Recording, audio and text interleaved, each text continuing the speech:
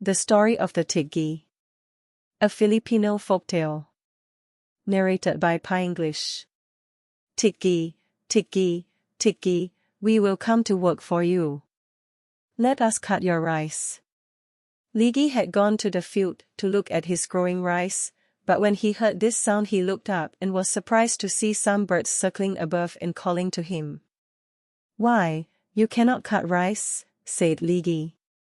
"You are birds and know only how to fly." But the birds insisted that they knew how to cut rice, so finally, he told them to come again when the grain was ripe, and they flew away.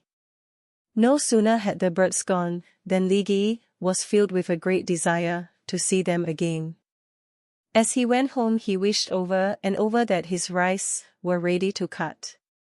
As soon as Tikgi left the field the Tikgi birds began using magic so that the rice grew rapidly, and 5 days later when he returned, he found the birds there ready to cut the ripened grain. Tikgi showed them where to begin cutting, and then he left them. When he was out of sight, the Tikgi said to the rice cutters, "Rice cutters, you cut the rice alone." And to the bands, which were lying nearby they said, "Bands, you tie into bundles the rice which the cutters cut." And the rice cutters and the bands worked alone, doing as they were told. When Tikgi went again to the field in the afternoon, the Tikgi said, "Come, Tikgi, and see what we have done, for we want to go home now." Tikgi was amazed, for he saw 500 bundles of rice cut. And he said, "Oh, Tikgi, take all the rice you wish in payment, for I am very grateful to you." Then the Tikgi each took one head of rice, saying it was all they could carry, and they flew away. The next morning, when Tikgi reached the field, he found the birds already there and he said, "Now, Tikgi, cut the rice as fast as you can, for when it is finished I will make a ceremony for the spirits, and you must come."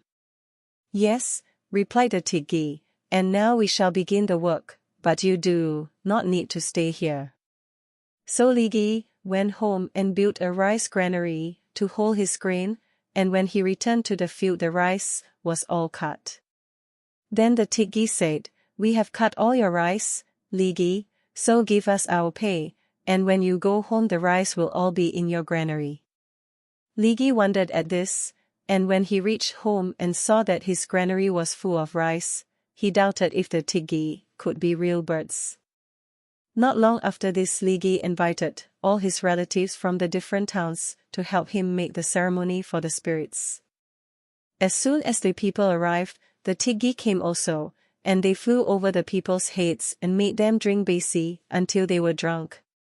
Then they said to Tikgi, "We are going home now. It is not good for us to stay here, for we cannot sit among the people." When they started home Tikgi followed them until they came to the bonsai tree, and here he saw them take off their feathers and put them in the rice granary. Then suddenly they became one beautiful maiden. "Are you not the Tikgi who came to cut my rice?" asked Tikgi. "You look to me like a beautiful maiden." "Yes," she replied, "I became Tikgi and cut rice for you, for otherwise you would not have found me." Tikgi took her back to his house where the people were making the ceremony, and as soon as they saw her they began chewing the magic bitter nuts to find who she might be. The queen of Ibang and her husband and that of the Tikgi went together, so they knew that she was their daughter who had disappeared from their house one day long ago, while they were in the fields. In answer to their many questions, she told them that she had been in the bonsai tree, where Kabanian had carried her, until the day that she changed herself into the Tikgi birds and went to the field of Tikgi. Tikgi was very fond of the beautiful girl and he asked her parents if he might marry her. They were very willing and decided on a price he should pay.